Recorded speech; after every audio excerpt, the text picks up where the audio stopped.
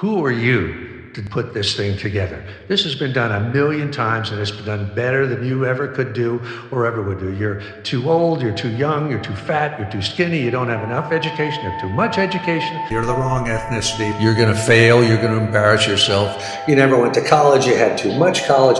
Who's going to care about this thing?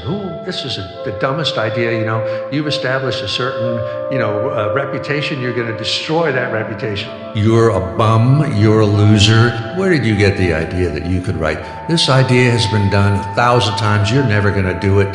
Where do you come off thinking you can pull this thing off? This will never sell. I'm wasting 2 years of my life. It's the same voice in all of our heads, It may be tailored a little bit to you or to me, but it's the same voice. Resistance is the voice of the ego, and it's a fearful voice. It's not real at all. It's not even like it's an actual force. It's all here, right? I would say it's sort of like the cutwater at the head of a ship, where you're at the zone between the known and the unknown.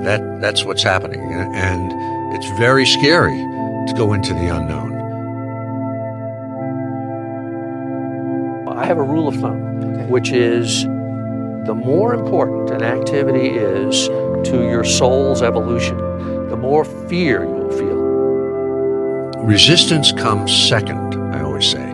What comes first is the dream, the venture that you want to pull off, the book, the entrepreneurial venture, whatever it is. I compare it to like a tree in a meadow. That's the dream. And as soon as the tree appears, the shadow of the tree appears. The shadow is resistance. So there would be no shadow if there were no tree. So if you are feeling intense resistance, like fear, self-doubt, tendency to self-sabotage, tendency to yield to distraction, it's a good sign, because you wouldn't feel that if the dream wasn't powerful. It really has no strength of its own. The only strength that it has is our fear of it. So once we sort of step into that fear, it's like it goes away. The knight faces the dragon, and the dragon goes poof. The struggle is not with the material, it's not with the characters, it's not with the plot. The battle is against resistance. All the work will take care of itself if you can just sit down there and do it. If you want to write, sit down at a keyboard. If you want to dance, go into the studio. If you want to paint, go before the easel. Move your body into that place, and while you're there, do the work. And when I hit adversity, instead of folding like I always do, I'm going to, keep going.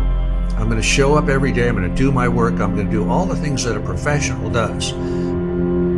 But the main thing to do is, I think, is to surrender to the material. Whatever it is, whatever idea seizes you, commit yourself to it, surrender yourself to it, and just get into it, and you will get out of your own way. Sometimes we underestimate ourselves and others, but I think it's a mistake. Everybody has something to offer, and a lot of it is not a modest something, it's a big something, We were born, all of us, with a calling, with a destiny, with something we were meant to do. It might be artistic work, or it might be entrepreneurial work. It might be something, it might be raising children, or it might be something, helping people in one way or another. And that's inside us in potential. And if we don't bring that into material realization, whether it's write a book, start a business, help other people, whatever it is that's our calling, that energy and potential goes down darker channels, into things like depression, anxiety, alcoholism, whatever, all of the things that we all know about so much.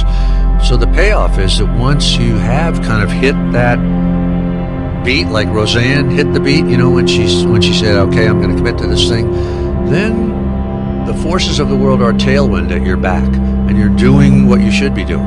You're on the path. The price is facing that fear and doing that work that maybe you don't want to do, that's hard to do, and it hurts, and it's scary. Whatever resistance you feel, big as it is, guaranteed your dream is just as big or bigger. So you have got the power. However much you think big resistance is, you have the power to overcome it.